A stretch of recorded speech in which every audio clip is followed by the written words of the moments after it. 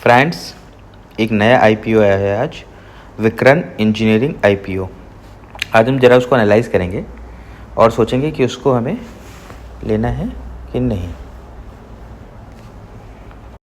सबसे पहले हम नज़र मारते हैं इसके बिजनेस आउटलुक और फाइनेंशियल स्ट्रेंथ पे। इसका ना डाइवर्सिफाइड एक्सपर्टाइज है, स्ट्रॉन्ग बैकलॉग है। ये एक ईपीसी कॉन्ट्रैक्टर है, engineering procurement and construction player, जो कि एक्सपर्टाइज है spanning power, water, railway and solar projects में। और इनकी जो क्लाइंटेल है कई सारी कंपनीज़ में, इन्होंने टोटल 44 कंप्लीटेड प्रोजेक्ट्स हैं और ऑर्डर बुक इनकी लगभग 19,560 करोड़ के आसपास है।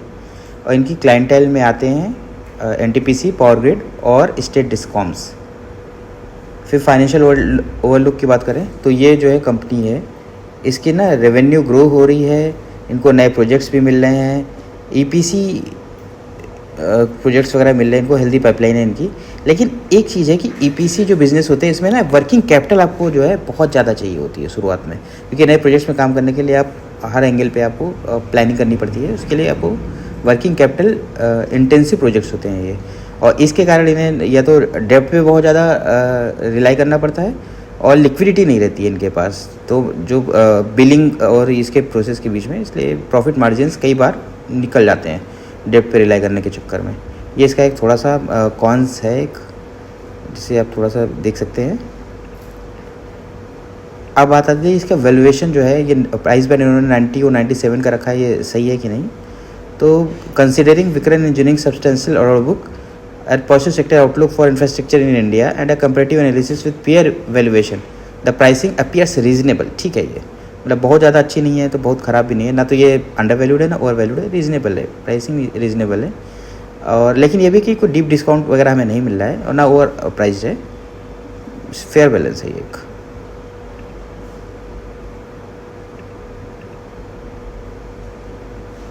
अब इस आईपीओ की जो स्ट्रेंथ्स हैं वो ये है कि जो कंपनी है वो उसमें ऑर्डर बुक डाइवर्सिफाइड है, क्लाइंट बेस इनका बिल्कुल स्ट्रॉन्ग है इस समय, प्रेजेंस इनकी पैन इंडिया है, टोटल अक्रॉस 195 साइट्स है, लीडरशिप एक्सपीरियंस्ड है, पुरानी कंपनी है, और सोलर ईपीसी में ये आ चुके हैं, इन्होंने काफ़ी तेज़ी से एक्सपैंड कर रहे हैं और इंडिया भी सोलर में काफ़ी तेज़ी से एक्सपैंड कर रहा है। So there appears a synergy in its business model with the country।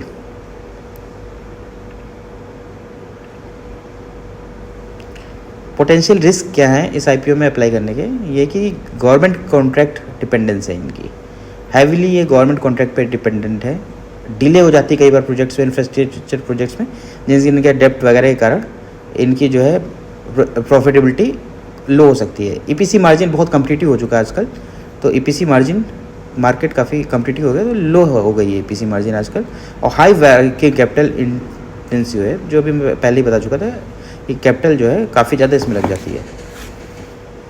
अब लिस्टिंग गेन के लिए तो आप एक ही चीज़ है, शॉर्ट टर्म लिस्टिंग गेन किसी को चाहिए तो जीएमपी को वॉच करते रहिए और जीएमपी के बेस पे आप निर्णय ले लीजिए। अब बात आती है कि सब्सक्राइब किया जाए नहीं किया जाए, तो इसका यही है कि शॉर्ट टर्म इन्वेस्टर पहले अपना जीएमपी देख करके सब्सक्राइब करना है कि नहीं करना सोच ले, और लॉन्ग टर्म इन्वेस्टर के लिए कि तो ये अच्छी कंपनी है, आप अच्छा एक बिजनेस मॉडल में जा रहे हो और लॉन्ग टर्म में आपको मिल सकता है एक अच्छा अपॉर्चुनिटी है और आपको एक सस्टेनेबल ग्रोथ पोटेंशियल मिल सकता है, because it presented a strong case for sustainable growth potential. So finally आ जाता है कि अब क्या किया जाए इसको। तो risk averse retail investor considering subscribing for listing gain only if GMP is positive and indicate significant upside, and for long-term investor this IPO presents a valuable opportunity to participate in India's infrastructure and renewable energy expansion through a growing, well-positioned EPC player. Thank you.